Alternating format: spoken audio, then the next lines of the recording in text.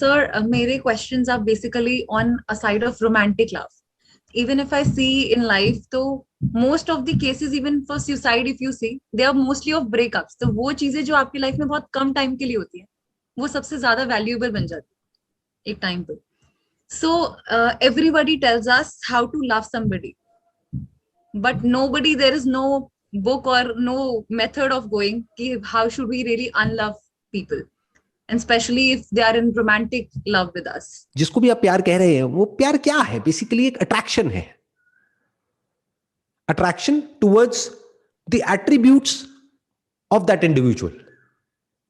और फिर होता क्या है, जब सामने से वो सामने वाला पर्सन भी रेसिप्रोकेट करता है या करती है, वो बोलता है कि भाई आई ऑल्सो लव यू, आपने बोला आई लव यू, उसने भी सामने से बोल दिया आई लव यू, तो फिर दिमाग में घंटी बजने लग जाती है. यानी कि क्या, कि अब हमें लगने लग जाता है कि अब तो मुझे जो चाहिए था लाइफ में वो सब कुछ मिल गया है. और फिर जब हम अलग हो जाते हैं तो फिर ऐसा लगता है कि जो भी मुझे मिला था वो सब कुछ ही चला गया है, अब मैं क्या करूं? That was just a small part of life, not life. जैसे लाइफ के और बहुत सारे एस्पेक्ट्स है, उसमें से एक छोटा सा एस्पेक्ट क्या है? Relationship. It is important but it is not everything. That needs to be understood. तो पहले हमने लव को हटाया यहां से, एक रिलेशनशिप को समझा. अब रिलेशनशिप क्या होती है? अब वो रिलेशनशिप चाहे दो लोगों के बीच में हो, चाहे एक बिजनेस रिलेशनशिप हो, दो फ्रेंड्स के बीच में हो. रिलेशनशिप की बात करते हैं तो वहां पर एक तरह का एक अनसेड एग्रीमेंट है बिटवीन टू पीपल इन्वॉल्व्ड, कि मुझे तुमसे ये चाहिए, तुम्हें मुझसे ये चाहिए. That must be very clear. नहीं तो हम क्या वर्ड यहां पे लगा देंगे, रिलेशनशिप इज अनकंडीशनल. अरे अनकंडीशनल लव होता है, रिलेशनशिप नहीं होती है. अगर कंडीशनल है तो वो रिलेशनशिप है. Relationship has to be conditional, it can't be unconditional. तभी वो रिलेशनशिप सस्टेन कर सकती है. जैसे वहां पर क्या होता है, respect is a very very important part of a relationship. आप कहते हो प्यार है, अब सामने वाला आपको मार रहा है, पीट रहा है, गाली दे रहा है, तो क्या तब भी प्यार है? नहीं, तब तो नहीं है. बट मान लो उसका नेचर है ऐसा ही, एग्रेसिव है, वो बचपन से ऐसे ही करता आया है, बट कुछ टाइम तक उसने अपनी पर्सनालिटी को फेक किया because he wanted to possess you. तो जब आप उसको मिल गए तब उसका असली जो चेहरा है वो सामने आ रहा है निकल करके. अब आप क्या कहोगे, अब मेरे को उससे प्यार है या नहीं है? बट अब वो तो आपको छोड़ेगा नहीं, आप उसको छोड़ना चाहते हो, वो आपको छोड़ेगा नहीं, तो क्या ये प्यार है? Love is unconditional but relationship can't be unconditional. Relationship में प्रॉपर बाउंड्रीज डिफाइन करी जाती है एक दूसरे के लिए, कि भाई अगर हम एक कमिटेड रिलेशनशिप में हैं या हमारी मैरिज हो गई है तो आप बाहर किसी के साथ में अफेयर नहीं करोगे. तो वो क्या है? कंडीशन ही तो है. आप मेरे से तमीज से बात करोगे और मैं आपसे तमीज से बात करूंगी. आप मेरे साथ में वैसे ही बिहेव करोगे जैसे कि आप चाहते हो कि मैं आपके साथ में बिहेव करूं. ये कंडीशंस हैं कुछ इस रिलेशनशिप की. तो क्या आ गया? रिस्पेक्ट आ गया, ट्रस्ट आ गया, और क्या आ गया? हम बोलते नहीं है, इसके बारे में बात नहीं करते हैं, बट सेक्सुअल इंटीमेसी आ गया, which is a very very important part of a relationship. और क्या आ गया? एक दूसरे को टाइम देना आ गया. नाम के लिए हम बोल देते हैं नहीं नहीं हम तुमको प्यार करते हैं, अब मैं जो भी कुछ कर रहा हूं तुम्हारे लिए तो कर रहा हूं. साल में 12 महीने में से 10 महीने में बाहर हूं, पूरे वर्ल्ड में घूम रहा हूं, फिर रहा हूं, किस लिए? मैं तुम्हारे लिए कर रहा हूं, अपनी फैमिली के लिए कर रहा हूं, बच्चों के लिए कर रहा हूं. तो it is okay if the other person is also okay with that. अगर दोनों की प्रायोरिटी सेम है तब तो ठीक है. अगेन क्या हुआ? कंडीशंस आ गई कि वाइफ और बच्चे भी यही चाहते हैं कि अभी हमारे लिए पैसा इंपॉर्टेंट है, जाओ जहां जाना है जाओ, बस पैसा कमा करके लाओ. तो ठीक है, कोई दिक्कत नहीं है, दोनों एग्री कर गए. बट जो वाइफ है वो कह रही है अरे मेरे को पैसे से इतना मतलब नहीं है, मुझे तुम्हारा टाइम चाहिए, मुझे तुम्हारा साथ चाहिए. लेकिन वो कह रहा है कि नहीं नहीं नहीं नहीं, मेरे को ये चाहिए, मेरे को वो चाहिए. लेकिन नाम किसका दे रहा है? अपनी वाइफ का, कि मैं तुम्हारे लिए ही तो कर रहा हूं. ये कैसी रिलेशनशिप है? सो ये क्वेश्चन तब उठेगा, हाउ टू अनलव अ पर्सन, जब आप उस पर ठप्पा लगाओगे एक रिलेशनशिप का कि इट इज लव. जल्दी मत करो, उसको प्यार का नाम मत दो. प्यार को समझने में बहुत टाइम लगेगा, पूरी लाइफ लग जाएगी. और जब समझ आएगा कि एक्चुअल में प्यार क्या है, तो उसमें सिर्फ वो पर्सन इंक्लूड नहीं होगा, सब कुछ इंक्लूड हो जाएगा. ये पूरा यूनिवर्स इंक्लूड हो जाएगा, कुछ भी एक्सक्लूड नहीं होगा. वहां पर कोई कंडीशंस नहीं होंगी. फिर वो पर्सन आपसे अलग नहीं होगा. लेकिन हैविंग सेड दैट, जो रिलेशनशिप है that is a part of love. Social service, service to mankind और to all living beings or to this universe is also a part of love. Just like a relationship is also part of love. But it is not love. That needs to be understood. Also ये जो आपने मुझे एक बात बोली कि हम लोग समझते हैं कि this is our life, this is our whole chapter, the person is our whole chapter. तो specifically if I go through it और someone near me go through it, तो ये कहते हैं कि when you are doing, when you are putting some efforts into a relationship, if I call it, उस time पे it seems very pure, very innocent while you are giving it. So you put all of it, all of your emotional energy, all of whatever you had. तो आप सब कुछ put कर देते हो. And जैसे it breaks down, it shatters. So that thing becomes difficult. मतलब I mean कि breakup is not in itself difficult. उससे related जो और problems होती हैं, जैसे you have to make somebody else come into your life to give that space. तो वो एक प्रॉब्लम क्रिएट हो जाता है. तो how we should go about it? सबसे पहले तो ये जो रिलेशनशिप है इसको प्यार का नाम नहीं देना है. जैसे एक बिजनेस रिलेशनशिप होती है या एक एम्प्लॉयर और एम्प्लॉय के बीच में रिलेशनशिप होती है, हम क्या बोलते हैं? That is love. That's a contract. We can call it partnership, या जिस पर दोनों म्यूचुअली एग्री करते हैं. और अगर फ्यूचर में जाकर के दोनों के गोल्स अलग अलग हो जाते हैं तो क्या करते हैं? हम उस कॉन्ट्रैक्ट को खत्म कर देते हैं, यानी पार्टनरशिप को खत्म कर देते हैं. This is from the business stand point. अब यहां पे समझना पड़ेगा कि एग्जैक्टली क्या प्रॉब्लम होती है जिसको हम ब्रेकअप कह रहे हैं. वो ब्रेकअप प्रॉब्लम क्यों होती है? क्योंकि मानो आपने किसी के साथ में एक बिजनेस में पार्टनरशिप करी और वो बिजनेस में आगे जाकर के आपको रियलाइज हो गया कुछ टाइम बाद, सोच के करी थी कि बहुत अच्छा होगा, बट कुछ टाइम बाद आपको समझ आ गया कि नहीं, अलाइन नहीं हो रहा. तो आपने आराम से जाकर के सामने वाले से बात करी कि भाई देखो, ऊपर ऊपर के लेवल के डिफरेंसेस तो चलते हैं, वो तो होंगे ही, because you are a different individual, I am different, तो वो तो चलता है. बट बेसिक जो फंडामेंटल लेवल पे जो वैल्यूज हैं उस लेवल पे एक बहुत बड़ा क्लैश है और वो चेंज नहीं हो सकता है. मान लो एथिक्स, उस पर मैं कॉम्प्रोमाइज नहीं कर सकता हूं और आप प्रॉफिट पे कॉम्प्रोमाइज नहीं कर सकते हो. Let's part ways. आप अपने रास्ते, मैं अपने रास्ते. अब आपने किसी दूसरे के साथ में पार्टनरशिप करी या नहीं भी करी, खुद कर लिया, आगे जो भी करना है. तो बिजनेस में सब कुछ इतनी आसानी से क्यों हो पाता है और रिलेशनशिप में इतनी प्रॉब्लम क्यों हो जाती है? अपने आप से क्वेश्चन पूछो. मे बी बिकॉज वहां पे we are giving some materialistic investment, यहाँ पर we are giving some part of ourselves, अपना टाइम, अपना emotional energy. We think that we would spend future together, some expectations that are bound with that person. जो भी आपने words use करे हैं, emotional energy, time, your investment, your desires, your hopes, ये सब तो वहां पर भी इन्वेस्ट हो रहा है. आपको क्या लगता है कि जो कोई बिजनेस शुरू करता है या करती है उसके लिए वो क्या होता है? आई एम नॉट श्योर आपने कभी कोई अपने बेस पर कोई बिजनेस किया है, नहीं किया है. It's like a baby. Business for an entrepreneur is like a baby. अपना बच्चा होता है. तो वहां पर भी इन्वेस्टमेंट कम नहीं होती है, बहुत ज्यादा इमोशनल इन्वेस्टमेंट होती है. दिन रात कोई मेहनत करता है, अपना सब कुछ लगा देता है, टाइम भी, पैसा भी, सब कुछ, सिर्फ उस एक आइडिया के लिए. फिर भी उसके बाद में अगर वो वर्कआउट नहीं होता है तो वहां से हम बड़ी जल्दी मूव ऑन कर जाते हैं. और यहां पर रिलेशनशिप में मूव ऑन नहीं कर पाते हैं. उसके पीछे रीजन क्या है? बड़ा सिंपल है. जो शुरुआत है, जो फाउंडेशन है, वो एक जगह पर सही है, एक जगह पर गलत है. एक जगह पर हम उसको नाम दे रहे हैं पार्टनरशिप, एक रिलेशनशिप, दूसरी जगह पर हम उसको नाम दे रहे हैं लव. तो मेरी जिंदगी में प्यार आया और प्यार चला गया तो मैं तबाह हो गया, मैं मर गया, मैं लुट गया, मैं बर्बाद हो गया. ऐसा ही हमने मूवीज में देखा है. यही कहानी तो देखी है हमने, यही तो नैरेटिव है आपके माइंड में, यही तो स्टोरी है बचपन से आज तक. ये कंडीशनिंग है और बहुत स्ट्रांग कंडीशनिंग है. ये कोई हल्की कंडीशनिंग नहीं है कि जब कोई सामने वाला किसी को छोड़ देता है या धोखा दे देता है, किसी और के लिए किसी को छोड़ देता है, तो वो जो पर्सन है वो उसको संभाल नहीं पाता है. वो पागलों की तरह दारू पीने लग जाता है, सिगरेट पीने लग जाता है, या वो और किसी के साथ में रिलेशनशिप में चला जाता है. तो वो जो कहानी है आप उसको मैच करने की कोशिश कर रहे हो अपने माइंड में. आपने अपने आप को आइडेंटिफाई किया है उन मूवीज के साथ में, तभी वो मूवीज सुपरहिट हुई हैं. ऐसी तो कहानियां चलती हैं. वो कहानी जिससे आप रिलेट नहीं कर पाए, आपने कहा अरे क्या हो रहा है इस मूवी में, वो मूवीज फ्लॉप हो गई. बट जहां आप रिलेट कर गए और मासेस रिलेट कर गए तो वो कहानियां सुपर डुपर हिट. 20 साल बाद भी, 25 साल बाद भी चलती ही चली जा रही है। लोग पागल हैं उन कहानियों के पीछे। तो ध्यान से समझो क्या हो रहा है।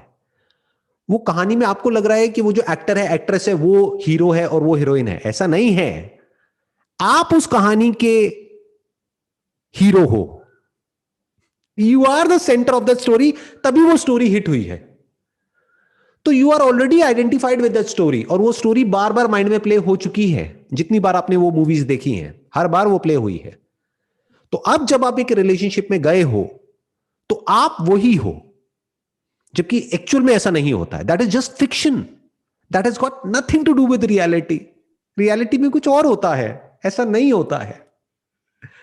जैसे मूवीज में नहीं दिखाते हैं कि ये दो मिले और बस पूरी तरह से एक दूसरे के अंदर इन्वॉल्व हो गए। हाँ, ये शुरू में कुछ टाइम तक तो पॉसिबल हो सकता है, बट कुछ टाइम बाद में क्या दोनों के माइंड में किसी और के बारे में कोई थॉट नहीं आएगा क्या? एक अट्रैक्शन है जो बेसिकली बायोलॉजिकल है, वो कभी भी किसी की तरफ भी हो सकता है, बट रिलेशनशिप हर एक से नहीं हो सकती। तो ये रिलेशनशिप के रूल्स हैं जो हमको फॉलो करने होते हैं। तो रिलेशनशिप एक अलग चीज है, अट्रैक्शन अलग चीज है, और प्यार अलग चीज है। प्यार कुत्ते से भी हो सकता है। मान लो एक स्ट्रीट डॉग है, उसको आप जाकर के कुछ खिला रहे हैं, उससे आपको क्या चाहिए, बदले में क्या मिलेगा? कुछ भी नहीं मिलेगा। कोई रिलेशनशिप है क्या आपके बीच में? वो आपका गर्लफ्रेंड है, बॉयफ्रेंड है, क्या है? कुछ भी नहीं है, बट प्यार तो है ना। तो प्यार किसी से भी हो सकता है। बात रही अट्रैक्शन की, अट्रैक्शन किसी से भी हो सकता है। अब बात आती है रिलेशनशिप की। क्या रिलेशनशिप किसी से भी हो सकती है? हाँ, हो सकती है, अगर लीगली अलाउड है तो। कुछ ऐसी कंट्रीज हैं जहां पर होती है ऐसी रिलेशनशिप्स। पास्ट में होती थी।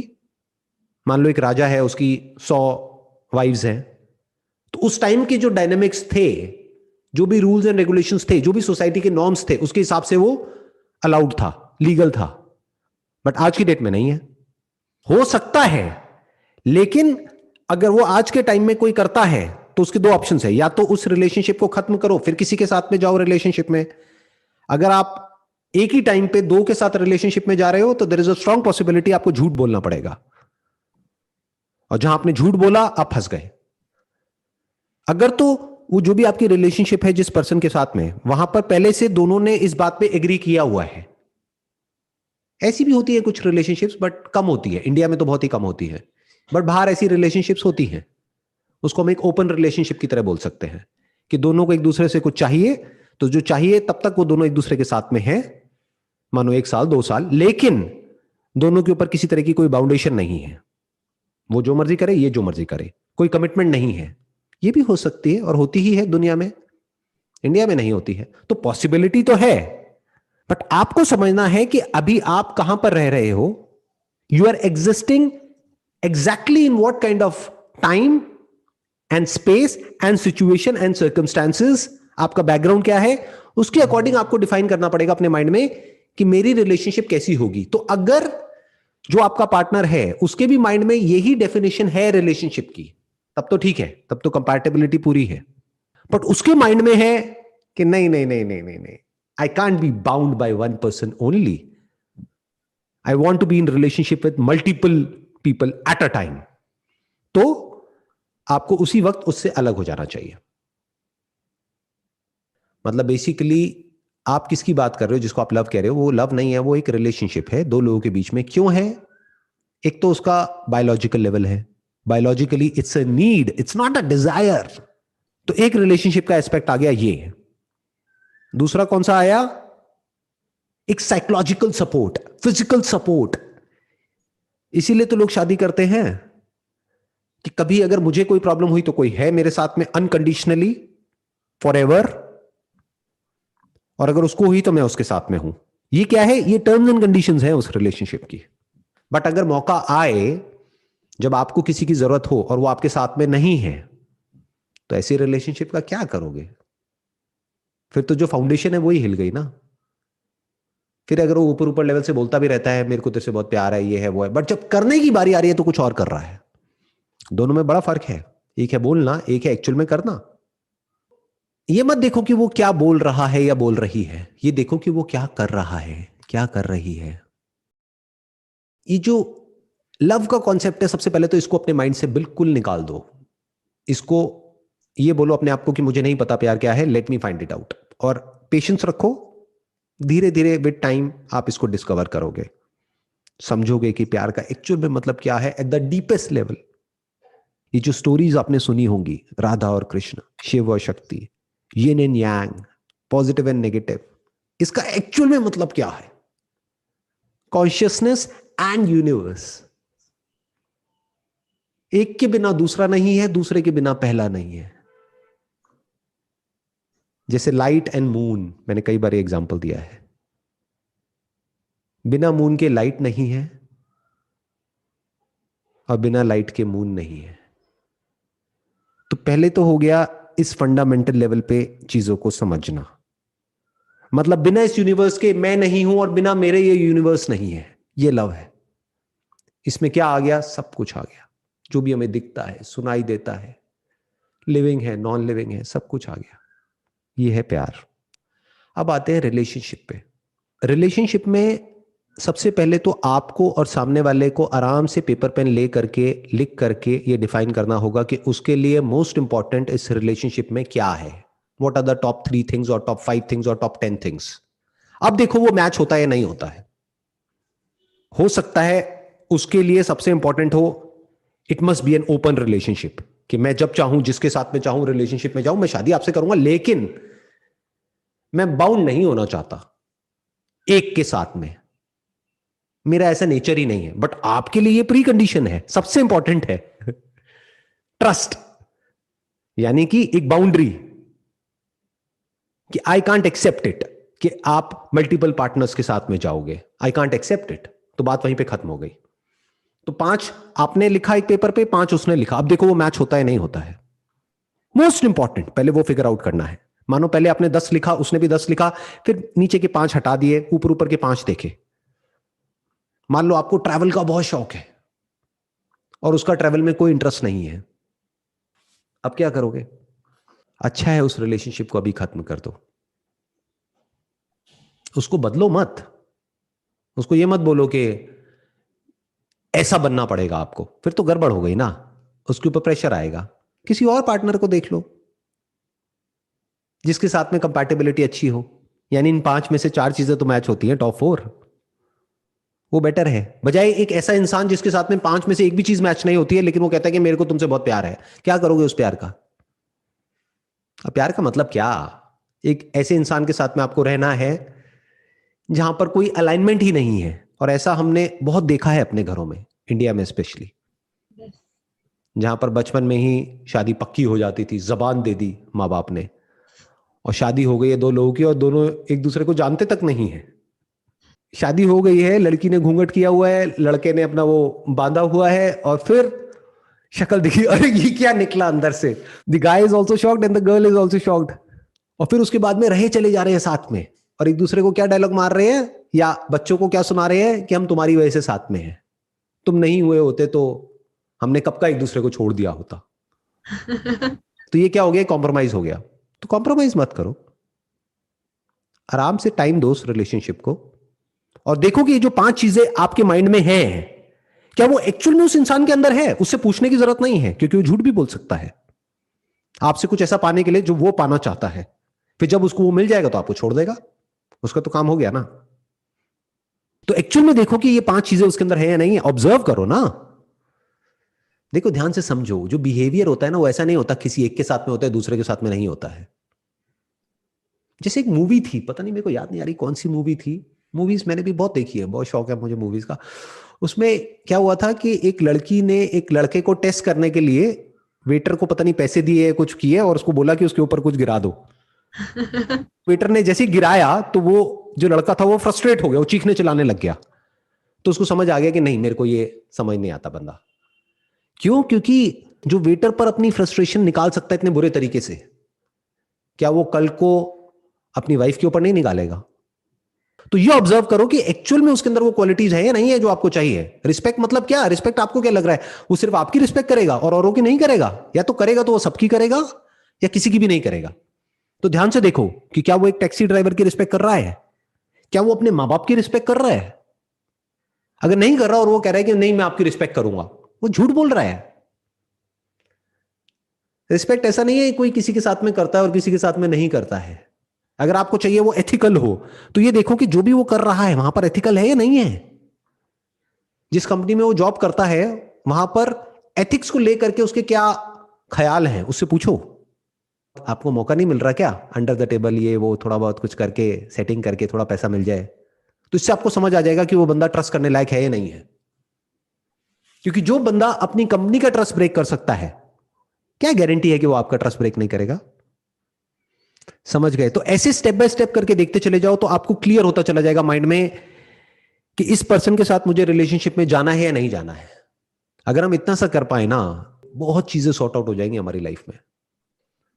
तो अभी तक मैंने जो भी कुछ कहा या जो भी हमारी कॉन्वर्सेशन है, इसको अगर मेरे को सम अप करना हो एक लाइन के अंदर अंदर, तो वो क्या है कि प्यार और रिलेशनशिप ये दो अलग अलग चीजें हैं और अट्रैक्शन एक अलग चीज है। तो इन सबको अगर हम जोड़ सकते हैं और समझ सकते हैं कि वो किस तरीके से उसमें फिट होता है, जैसे एक ब्रॉड कैटेगरी आ गई लव, उसमें एक पार्ट हो गया रिलेशनशिप, रिलेशनशिप का एक पार्ट हो गया अट्रैक्शन। ऐसे ही लव की दूसरी कैटेगरी कौन सी आ गई? वर्क। लव की तीसरी कैटेगरी कौन सी आ गई? Parents, family, friends. और अगर और ब्रॉड किया जाए तो लव की एक और कैटेगरी क्या आ गई? पूरा का पूरा यूनिवर्स, सब, irrespective of caste, creed, religion, nationality, सब कुछ आ गया लव में। तो that is love. And relationship is with one individual, जिसके साथ में आप रिलेशनशिप में जाकर के और ज्यादा अंदर से बेटर हो जाओ, जिसके साथ में आप रिलेशनशिप में जाकर के लाइफ में और ज्यादा अपने पोटेंशियल को डिस्कवर कर सको और आगे बढ़ सको, ये नहीं कि कैद हो जाओ। तो अगर वो रिलेशनशिप आपको सपोर्ट करती है, आपको फ्री करती है वो करने के लिए जो आप करना चाहते हो, और उसको भी फ्री करती है और उसको भी सपोर्ट करती है, यानी एक और एक मिलके एक्चुअल में 11 हो जाते हैं। मैथमेटिकली 1 + 1 = 2, लेकिन रिलेशनशिप का मतलब क्या है कि एक और एक 11 हो गए हैं एक्चुअल में, नॉट थ्योरेटिकली बट एक्चुअली। तो कमाल हो गया है। I mean that was beautiful. मतलब आपने इतना, अभी मुझे बात करते हुए इतना हल्का लग रहा है, ये लग रहा है माइंड के कॉन्सेप्ट्स जो थे वो मैच्ड अप थे पूरे, एक के ऊपर एक अंडरलाइन थे। क्योंकि हम जब सोच रहे हैं कि ये लव है, तो we are not able to get out of it. When we think कि हाँ वो एक रिलेशनशिप था, हमें उससे कैसे लाइफ में आगे मूव ऑन करना है, because we have to survive somehow. तो मतलब thank you so much, that was beautiful.